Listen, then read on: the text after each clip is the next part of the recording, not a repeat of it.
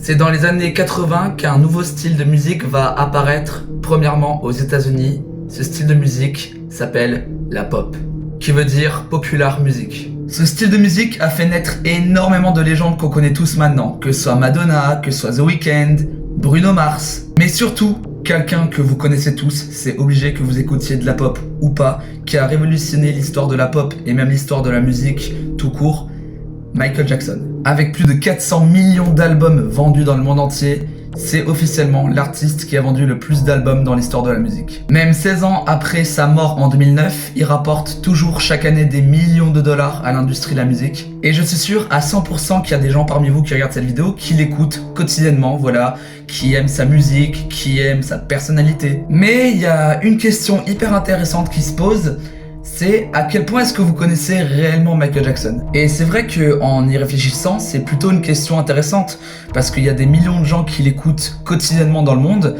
mais qui pour autant ne connaissent pas vraiment la personnalité, ne connaissent pas certaines anecdotes, certains détails. Alors du coup, aujourd'hui, j'ai eu l'envie de faire un iceberg complet sur Michael Jackson. Que ce soit des détails de sa vie, des anecdotes peu connues du grand public, que ce soit des histoires, que ce soit des controverses, bref, ici, on va parler de tout ce qui concerne Michael Jackson.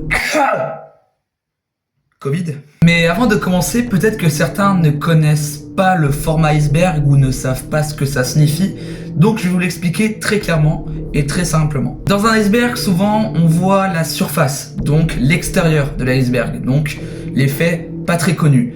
Mais quand on descend sous l'eau, on voit les profondeurs de l'iceberg et donc les faits beaucoup moins connus, les faits mystérieux, plus étranges, plus glauques. Donc aujourd'hui dans cet iceberg, on va parler des faits les plus connus et les moins étranges, puis petit à petit, on va descendre au fond de l'iceberg et on va parler de choses beaucoup moins connues du grand public et beaucoup plus étranges. J'espère que vous êtes prêts, préparez vos petits popcorn et vos boissons, parce qu'aujourd'hui, on se retrouve pour un nouvel iceberg sur Michael Jackson.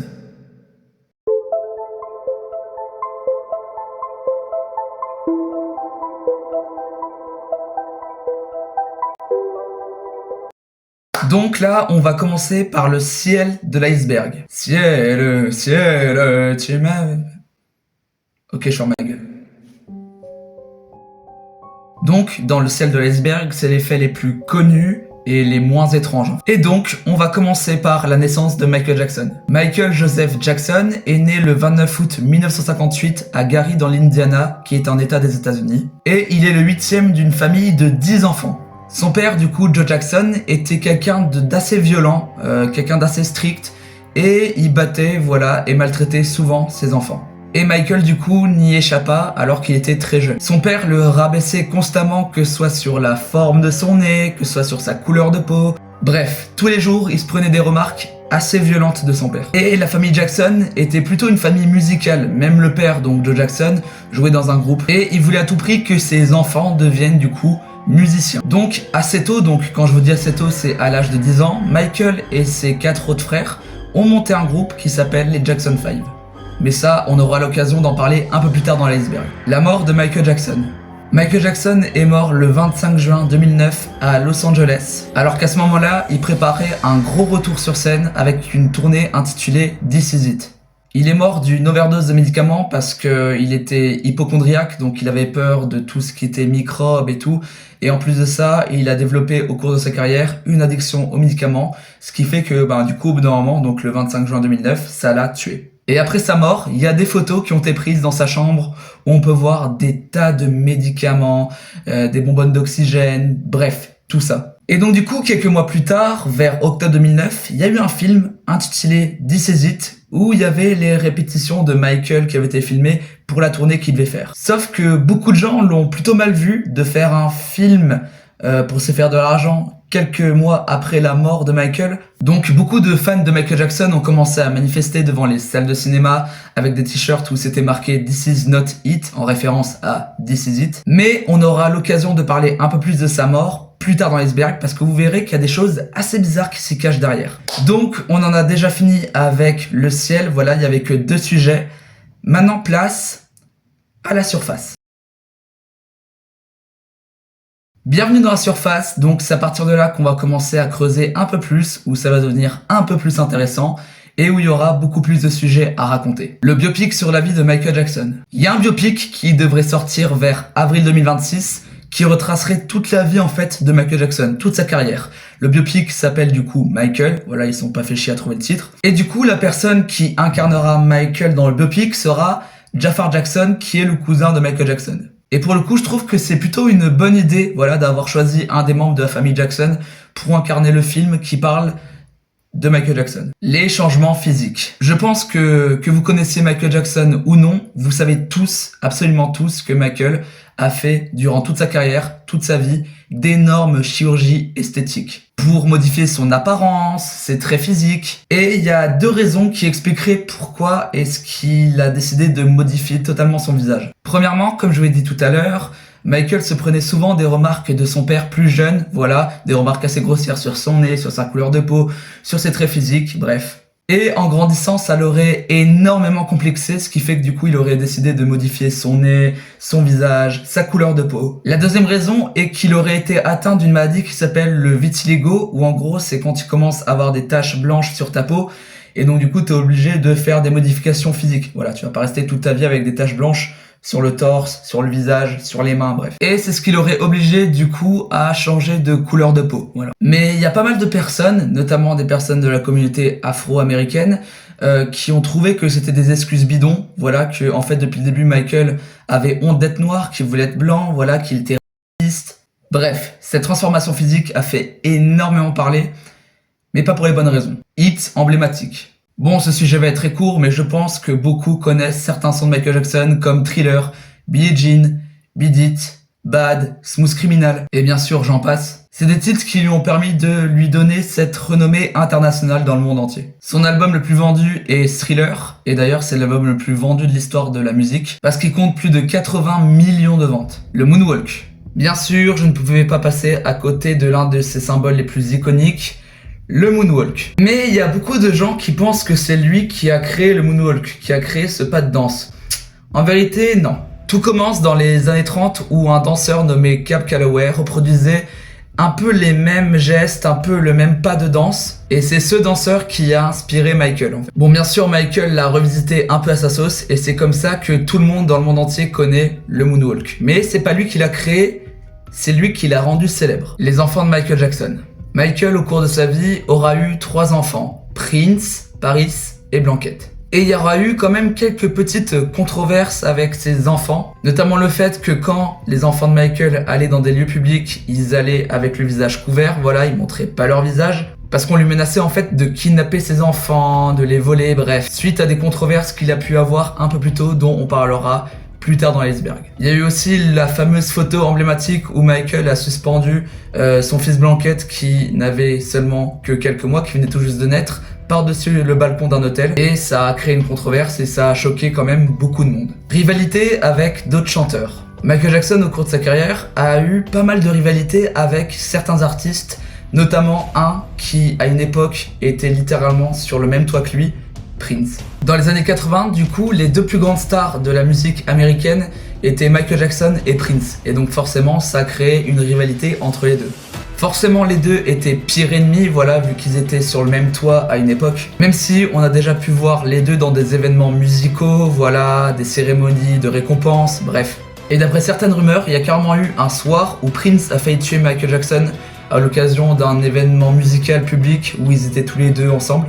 Mais ça, c'est que des rumeurs et on connaît les rumeurs sur internet, voilà, on peut pas confirmer. Voilà, la surface est terminée. Ça veut dire qu'on peut désormais plonger dans l'eau et atterrir dans les profondeurs. Bienvenue dans les profondeurs. Si encore dans le ciel et la surface vous aviez beaucoup de chance de connaître les sujets, même si vous n'êtes pas un grand fan de Michael Jackson, là dans les profondeurs on va commencer à descendre un peu plus profond et on va commencer à vraiment tomber sur des sujets de plus en plus de niche et des sujets que vous connaissez peut-être pas. Et donc on va commencer cette strate de l'iceberg avec le ranch de Neverland. C'est en 1988 que Michael Jackson a fait l'acquisition d'un ranch, le ranch de Neverland. Un ranch se situant en Californie. C'était un ranch immense avec un parc d'attractions, avec des animaux, bref, c'était une sorte d'énorme parc. Mais on aura l'occasion d'en reparler un peu plus tard de ce ranch parce que malheureusement, il y a eu des controverses liées à ce lieu emblématique, Bubbles. Au milieu des années 80, Michael Jackson va adopter un singe qu'il va appeler Bubbles. Et à partir du moment où il a adopté ce singe, il le suivait absolument partout. Dès que Michael sortait en public, il était en compagnie de ce singe-là. Il était vraiment partout, tout le temps avec lui, quoi. Malheureusement, quand Michael a dû se séparer de son ranch de Neverland, donc en 2008, Bubbles a dû être séparé de Michael et a été envoyé dans un zoo. Et il me semble d'ailleurs qu'il est encore là-bas et qu'il est encore en vie. Incident technique. Au cours de sa carrière, Michael Jackson a subi beaucoup d'incidents techniques et ça lui a laissé des séquelles assez graves.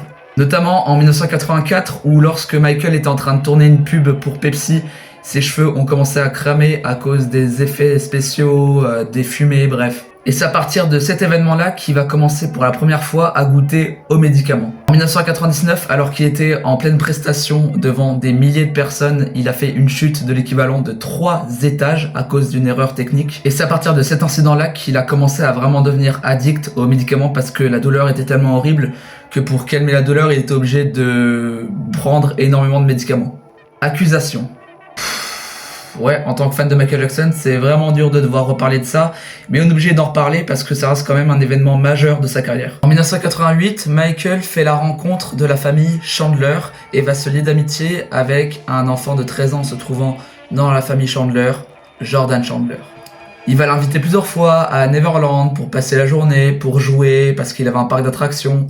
Mais quelques mois plus tard, Jordan et son père, donc Evan Chandler, vont accuser Michael d'avoir touché Jordan. En gros, ils l'ont accusé très clairement de pédophilie. Au final, quelques semaines plus tard, l'affaire est terminée. Michael donne 22 millions de dollars à la famille Chandler parce que ça devenait tout simplement invivable, que ce soit pour Michael et pour la famille Chandler en fait. La situation était vraiment devenue horrible pour les deux. Certaines sources nous disent qu'après la mort de Michael Jackson, Jordan aurait dit à la télévision qu'en fait depuis le départ les accusations étaient fausses et que c'était ses parents qui avaient menti pour avoir de l'argent. Et ça, c'est que des sources, c'est que des rumeurs. En 2003, Michael va être tenu au courant d'une histoire assez triste d'un jeune garçon nommé Gavin qui était atteint d'un cancer. Et sa mère n'avait pas les moyens financiers nécessaires pour le soigner. Donc quand Michael a appris cette affaire, il a directement pris contact avec la famille, il a payé les soins pour Gavin, il l'a invité plusieurs fois à Neverland.